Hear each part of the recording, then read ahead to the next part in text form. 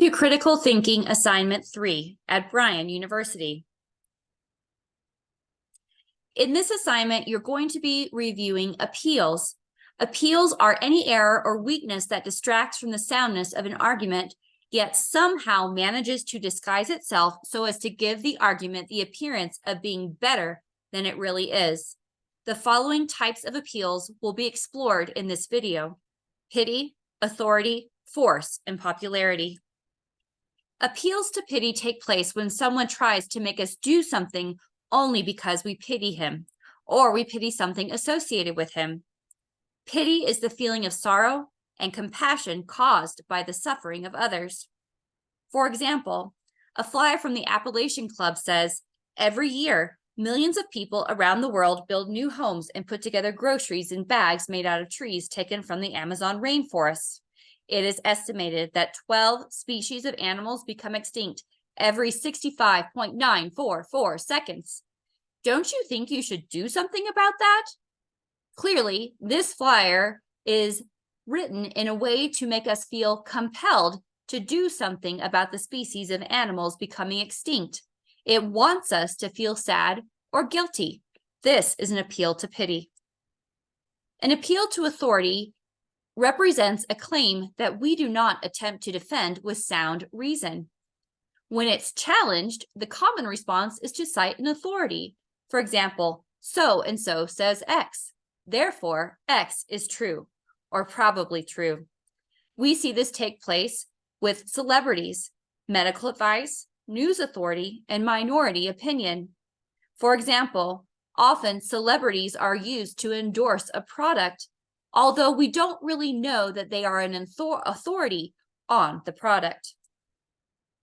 Appeal to force.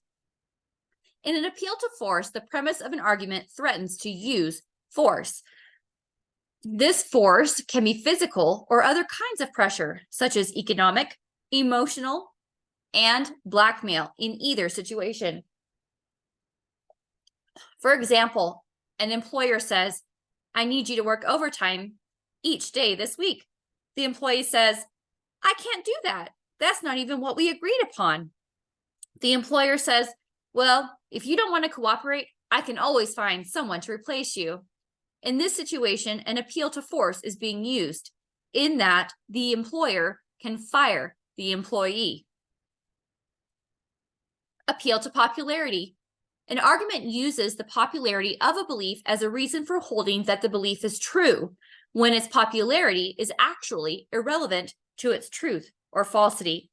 Appeals to popularity are based on widespread opinions, values, or prejudices. They're delivered in an emotionally charged way. In today's culture, we see this used in political polls to make policy by some politicians. This takes place when a political party solicits opinion from a small sample or a sample that is demonstrated to give them the answer that they want. Then that sample is used as the popular belief for why a policy should be passed. Fallacies. As you'll recall from assignment 2, we explored several types of fallacies. In this lesson, we will expand our knowledge of fallacies by looking at several more. Remember, anytime we introduce something irrelevant into an argument, we are avoiding the question. Fallacies are error in logic. In this lesson, you have the opportunity to explore ad hominem, tu quoque, straw man, causal, and slippery slope fallacies. Ad hominem is a personal attack. It's an attempt to discredit the person, and it is irrelevant to the issue. For example, "I don't trust what Jake says because he isn't that great at Fortnite." This is an ad hominem attack, suggesting that because of the way Jake plays Fortnite, he cannot be trusted. As you know from your time in critical thinking, this is false. One caveat: it is not ad hominem when someone only questions whether or not someone else is telling the truth. "I don't think we can trust Mr. Smith when he says that he was nowhere near the scene of the crime. He has been known to lie on many occasions, and he certainly has a motive for not telling the truth here." This is an example of not applying ad hominem. It is simply asking whether or not Mr. Smith is a trusted source. Okay is another form of personal choice. Rather than attacking the person and who they are, tu quoque attacks the person's choices. It's designed to take the attention off the issue and refocus it on someone else's personal choices. It's dismissing someone's point of view on an issue because he claims he is inconsistent at the very thing. For example, Fred says, "I wouldn't smoke cigarettes if I were you. It is a bad habit, and it will bring all kinds of problems." Jake says, "Don't tell me not to smoke. You do it too." In this situation, Jake is committing the fallacy of tu quoque. He is using Fred's choices as an excuse to do what he wants without considering the actual effects of smoking cigarettes. Straw man. A straw man fallacy is committed when someone attacks a position that appears like but is different from an opponent's position and concludes that the opponent's real position has thereby been refuted. Otherwise known as changing or exaggerating an opponent's position to make it easier to refute. Straw man fallacy is taking advantage of exaggeration. It is often irrational or emotionally extreme. For example, Senator Smith says that the nation should not add to the defense budget. Senator Jones says that he cannot believe that Senator Smith wants to leave the nation defenseless.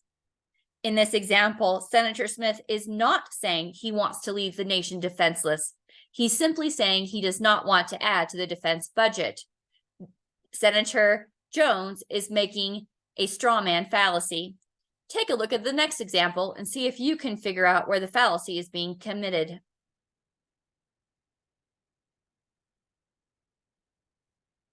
Causal fallacy.